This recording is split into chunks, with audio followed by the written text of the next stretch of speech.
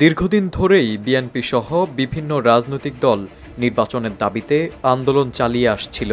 তারা অবিলম্বে একটি গ্রহণযোগ্য জাতীয় সংসদ নির্বাচনের আহ্বান জানিয়ে সরকার ও নির্বাচন কমিশনের প্রতি চাপ সৃষ্টি করেছিল। অবশেষে সেই অপেক্ষার অবসান ঘটতে যাচ্ছে। আগামী বছরের ফেব্রুয়ারিতে জাতীয় নির্বাচন আয়োজনের প্রস্তুতি নিতে নির্বাচন কমিশনকে চিঠি দিয়েছে প্রধান উপদেষ্টার কার্যালয়। বুধবার প্রধান নির্বাচন কমিশনার বরাবর এই চিঠি পাঠানো হয়েছে বলে নিশ্চিত করেছেন প্রধান উপদেষ্টার প্রেস সচিব শফিকুল আলম। চিঠিতে উল্লেখ করা হয়, নির্বাচনের আগে প্রত্যাশিত মানের অবাধ, সুষ্ঠু, শান্তিপূর্ণ ও উৎসবমুখর পরিবেশ নিশ্চিত করতে প্রয়োজনীয় সব কার্যক্রম গ্রহণের জন্য নির্বাচন কমিশনকে নির্দেশনা দেওয়া হয়েছে।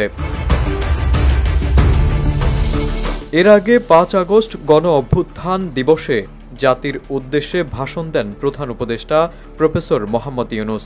তিনি জানান, আগামী বছর ফেব্রুয়ারি মাসে রমজান শুরুর আগেই জাতীয় সংসদ নির্বাচন অনুষ্ঠিত হবে এবং সেই লক্ষ্যে নির্বাচন কমিশনকে আনুষ্ঠানিকভাবে নির্দেশ দেওয়া হবে।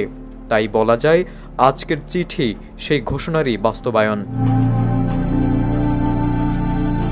চিঠিতে আরও বলা হয়, প্রধান উপদেষ্টা তার ভাষণে অবিলম্বে নির্বাচন সংক্রান্ত সব প্রস্তুতি ও প্রাতিষ্ঠানিক কার্যক্রম শুরুর নির্দেশ দিয়েছেন। গত ১৫ বছর ধরে নাগরিকরা যেভাবে ভোটাধিকার থেকে বঞ্চিত হয়েছেন তা পুষিয়ে নিতে এবারের নির্বাচন যেন একটি আনন্দমুখর উৎসবে পরিণত হয়, সেই লক্ষ্যেই সব পরিকল্পনা নিতে হবে। সুষ্ঠু ও গ্রহণযোগ্য নির্বাচনের জন্য প্রধান উপদেষ্টা জাতীয় ঐক্যের গুরুত্ব তুলে ধরেছেন। তিনি জানিয়েছেন, সব রাজনৈতিক দলের অংশগ্রহণে একটি নিরপেক্ষ ও শান্তিপূর্ণ নির্বাচন দেশের গণতান্ত্রিক অগ্রযাত্রাকে এগিয়ে নিয়ে যাবে।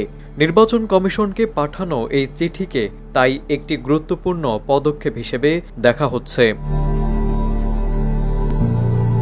তারেক আজিজ, এটিএন বাংলা।